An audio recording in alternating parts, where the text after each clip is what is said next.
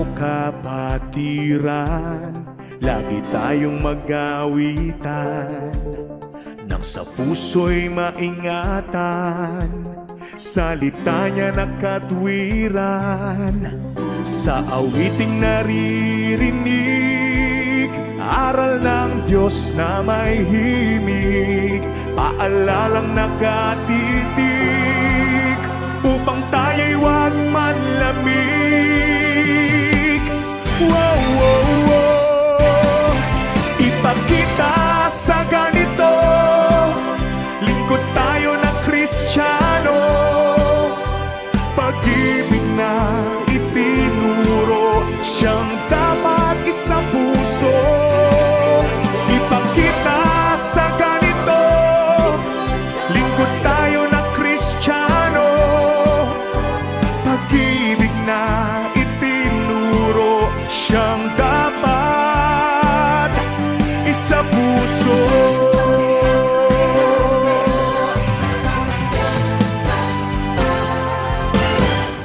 Ang masasabi ko lang po, napakasarap po sa pakiramdam sapagkat mga nagdaang panahon talagang puro ko trabaho, puro stress. Pero nung umatin ako dito, grabe, sarap sa pakiramdam na makasama yung mga kabataan na gumaganap ng mga gawain. Masaya po at saka marami pong natutuwa nung pagdating po namin. Ayun, nung nakita po na naglilinis na kami, tumulong po sila, pusang loob silang tumulong. Masaya po sa kalooban na makatulong sa paglinis ng kalikasan. Ay, napakaganda talaga dahil sa unang-una, malinis ng tignan yung kapaligiran. Napakadagis talaga. Kung ano yung fresh ng dagat at nakikita mong malinis, siyempre fresh din talaga yung nakikita mo. Maganda yung naging dulot ng pagpinta nyo dito, ma'am. Napakalaking bagay. Masasabi ko, big thank you dahil nabigyan nyo kami at pinasyalan nyo kami dito. At nalinis itong dagat na sa pamamagitan po ninyo. Unang-una nakakatanggal siya sa mga stress na nasasagap natin sa paligid natin. Hinikayat ko po yung mga kabataan na kung may pagkakataon po kayo, grab nyo po para ma-experience nyo kung ano yung pakiramdam. Sobrang sarap. Lalo na kapag kayo stress sa school. May mga kabataan kasing ganun Stress sa school, stress sa work.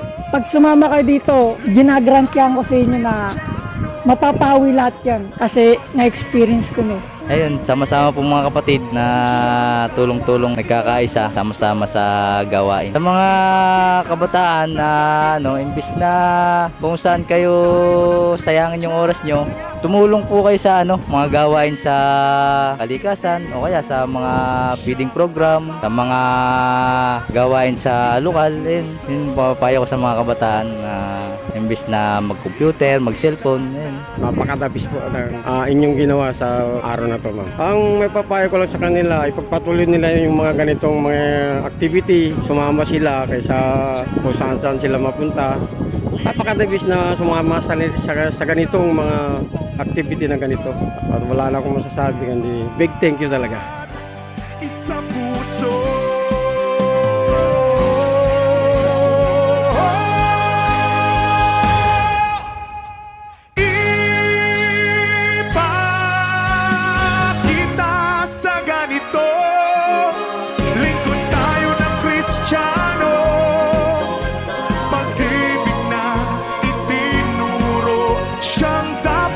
Sa puso, ipakita sa ganito, lingkod tayo ng Kristiyano, pag-ibig na itinuro, siyang dapat isa puso. Ipakita natin sa ganito, pag-ibig na mula sa puso, mabubuhay